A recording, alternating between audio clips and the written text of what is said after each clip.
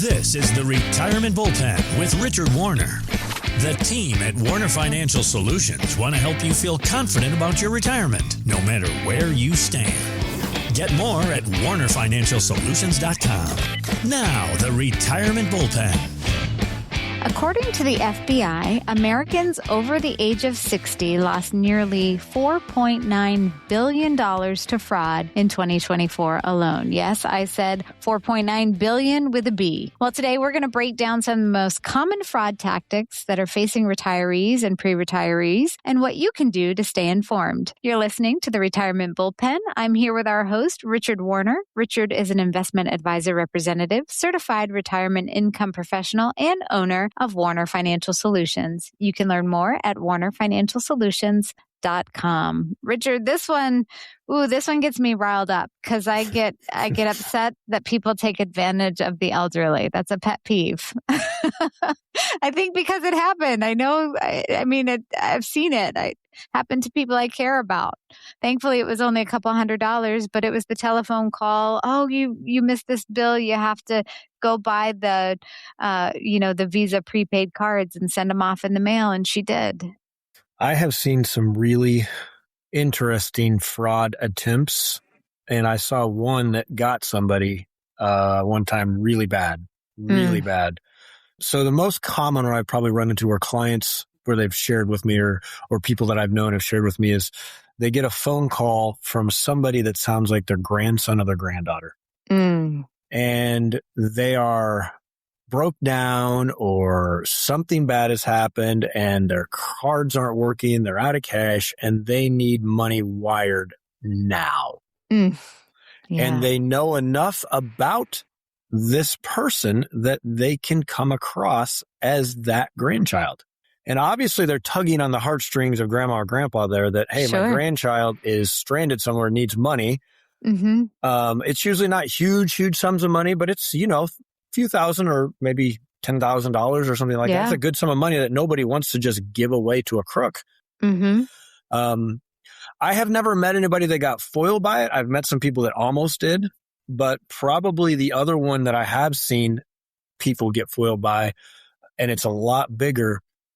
A lot of people didn't bite on it, but I do know of an example, which I'll just keep very vague, obviously. An individual posed as a U.S. Marshal on a phone call to a particular person that I knew, a retired person, getting into her 70s. We talked about solo aging by herself, had to make all these decisions by herself. Well, anyway, this Marshal said, your Social Security account, which none of us really have a Social Security account, but he came across as it's this pool of money and somebody has taken all of your pool out. It's gone. And your Social Security checks are going to stop. We are working to catch this individual, but if you would like your Social Security checks to continue, we are going to need you to send us to this bank a very large sum of money. It was in excess of $90,000. Oh my goodness. And so this individual actually did. But what led me into helping her catch this well, I don't know that the feds ever caught him, but figure out not to go any further with it. Is this individual was trying to get very specific information about retirement accounts and different things like that. And I remember getting a voice message one day and then ended up talking to this lady that I need balances and account numbers on all this stuff. And I thought, that sounds strange. That's an unusual request. So I called her back and asked her, and she explained what was going on. I said, you didn't send that check to that individual, did you? Yeah. And unfortunately, she had actually just put it in the mail the day before. Oh, goodness. And so they were able to find where they had cashed the check, got video, but they never got a good look at the person on the videos. Unfortunately, that lady was out that money. Now, I've heard of other people get that call. I've never known of anybody that actually get sucked in by that. But it was a pretty compelling story to a certain extent. Sure. Obviously, there was some naivety of the part of that individual because just not understanding a lot about how some of those things work, which, to be fair, is a lot of people, though. A lot of people, that's just not their area of expertise. And I'm sure that's worked many, many times because if they're doing it, they were able to locate some group, I think in Texas, that was doing it. They were calling people all over the country trying to pretend they're U.S. Marshals and steal large sums of money. And last I knew, nobody ever got caught. So now I haven't heard anything like that for years. It's been a few years ago since something like that happened that I'm aware of. But I'm running into people all the time whose bank accounts get hacked.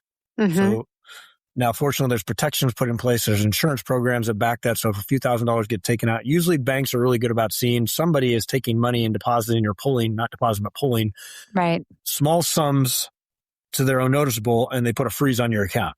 Mm-hmm. It creates a nightmare for that person because they got to change everything. They need a new bank account. They got to change all their automatic withdrawals, all their links to their retirement, all these different things. Social Security, Medicare, all that stuff in connection with their bank has to be changed. So it creates a big nightmare, but that's probably the most common I see that usually doesn't end up in losing much, if anything, because the systems in play are so good about catching that stuff. Mm-hmm. But evidently some people do, because some people just don't check their accounts that often. And you have banks that don't monitor it as well. But there are people out there, and you need to be aware of this. And it doesn't matter how old you are. Mm-hmm. If you're 20 years old or 85 years old, there are people out there that want to steal your money. They don't want to work for money. They don't want to earn money. They want to take the money you have worked hard for throughout your entire life. You need to be aware, not scared. You need to be aware and just cognitive that you're going to get attempts on you probably at some point in your life like this. Well, and as we know, technology is a blessing and a curse, right? There's always a pro and con to everything. And the blessing with technology is certainly the accessibility to things, but it comes with the con of there is stuff online and we are susceptible to technology break-ins, things happening that are beyond our control. It's no longer, robbers pulling up to the bank like it was, years and years ago, but it can happen behind the scenes. Or as AI advances, they now can replicate your voice and things can be very convincing. I've had a telephone call, that was quote unquote from the IRS. And if I didn't send money by the end of the workday, I was going to be arrested. Thankfully it's one I had heard before in a conversation such as this. So I knew it wasn't legitimate. And I knew that anything from the IRS would come in the mail, not from a telephone call. But not everybody knows that. So there's no guilt in it happening. But what we try to do here in these conversations is at least educate people, certainly to the best of our ability, on what they can do proactively to at least minimize making themselves vulnerable to situations such as these. So what are the things you're telling your clients? Or what is the, plan B, plan C before we make big changes to make sure this is something legitimate and not fraudulent? What I ask my clients to do is they get something in regards to their accounts that seems off to them is to call me and ask me about it. Somebody on our team here can answer that question if I'm not available, that doesn't sound legit, or because they typically are going to come to you in two ways. A phone call, but becoming more and more prevalent is emails.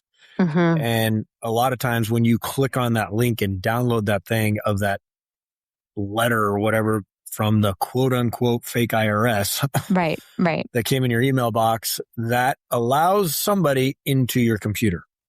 So if you have information in there, you are potentially now giving that information as far as usernames, passwords, account information, access to account information, different things like that.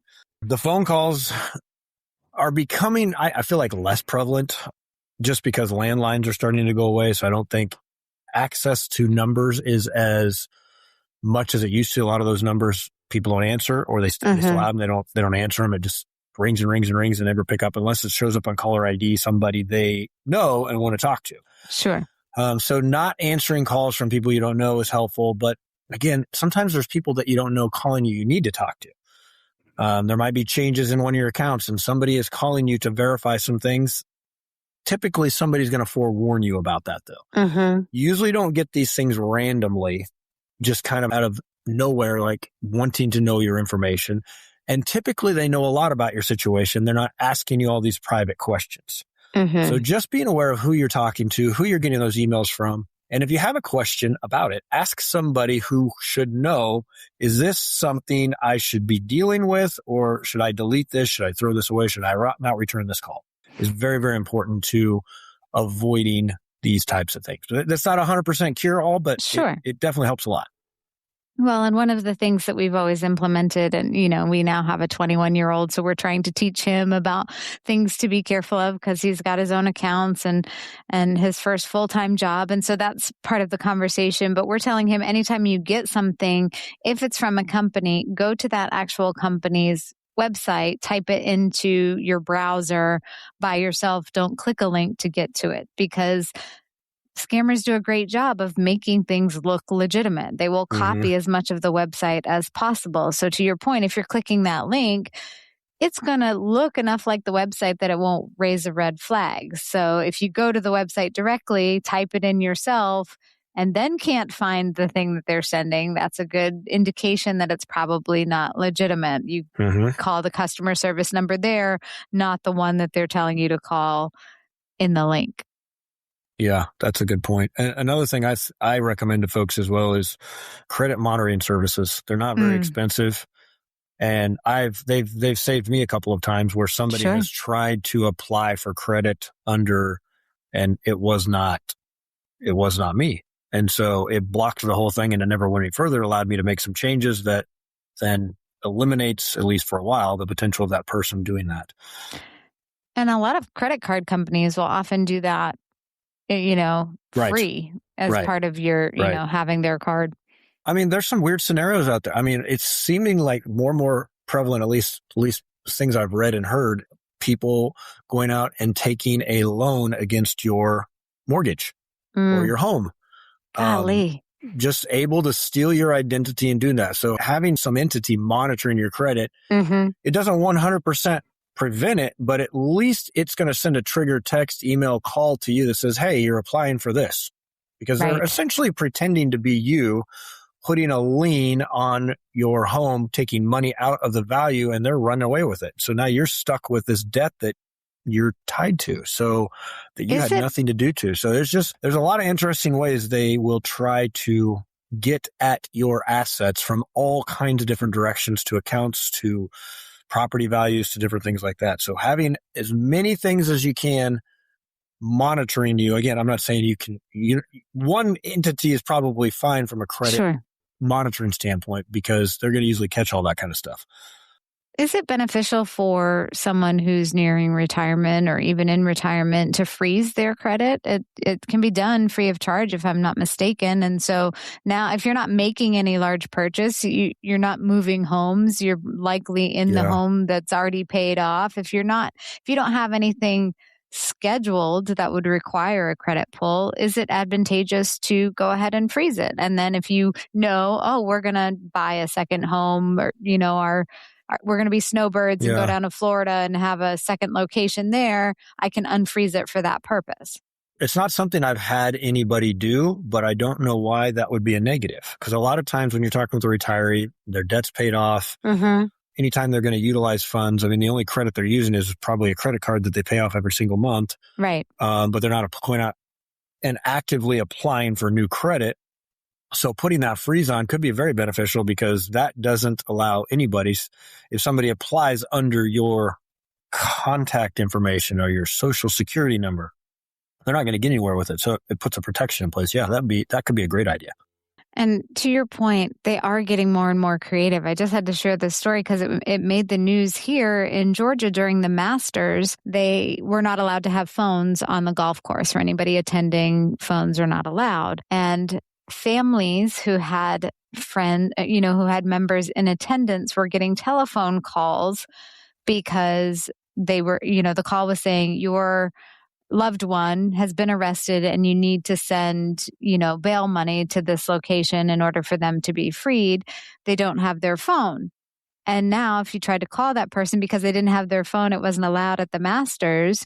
It's making the story seem like it's true. Oh, I can't reach them. So the amount of research and all of that needed to be done to figure out who was there and how to get in touch with their loved one blows my mind. I wish these people would use those skill sets for good in the world instead of evil and taking advantage of people. But I mean, people will go to large extents to do mischievous things. Yeah. That's a really good example. I hadn't heard of that one. Yeah, that is a lot of research because that's just not a list of people you can just go out and, right. and Google online. Right. So you've probably got to do quite a few hacks to even get that information. Yes. That was a multi-layered for sure. Yeah, exactly. But it's not something like the Masters is going to be thinking, we need to protect this list that much necessarily. Right. They're just coming to watch a sporting event. So, and if anything, I think they're feeling like they need to have more security on location. That's where their focus is going to be at the event. Exactly. What role can a financial advisor have in helping? You mentioned, with that one particular scenario where you helped say, wait a second, what do you need that for? For those that are a little reluctant to share, how do you open that dialogue to let them know it's okay to come to me with things that you're not sure about? I'm not judging it. I'm here to help. I really haven't had much pushback on that conversation. I think it's very important for financial advisors to be willing to answer those questions for people because, if they're trusting you with their retirement assets, they're trusting you with their income planning, they're essentially trusting you with the financial side of their livelihood in retirement. Mm-hmm. Fraud protection, again, you can only do so much. They have to ask, but being willing to answer the call, I think maybe a lot of advisors probably get annoyed by the calls like, well, you should know that. But a lot of people don't.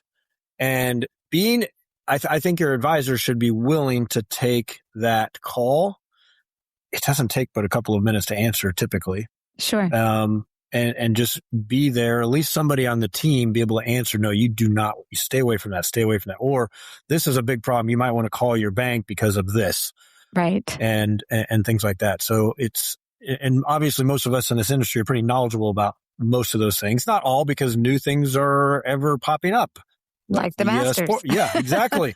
I didn't hear about that one. So yeah, that's a really interesting way to steal people's money.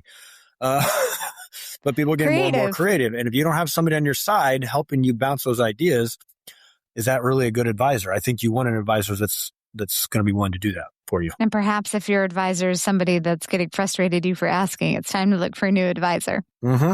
Well, as we've heard, scams can not only be scary, they're getting more and more creative. The key is to remember to slow down and verify what's being asked. And having a person that you can sort of bounce ideas and ask questions can make the difference between a close call and a costly mistake. And if you're looking to add somebody to your team that you can have those financial conversations with, you can schedule a complimentary consultation with Richard today by visiting WarnerFinancialSolutions.com. Again, that's WarnerFinancialSolutions.com. And again, the whole purpose of this show is to educate. It's not to frighten. And so if you found the information valuable, share it with a friend, share it with a family member, just to keep them informed that it's not about fear. It's just being informed. And of course, we'd love it if you subscribe so that you never miss a featured show, and come back to see us again soon.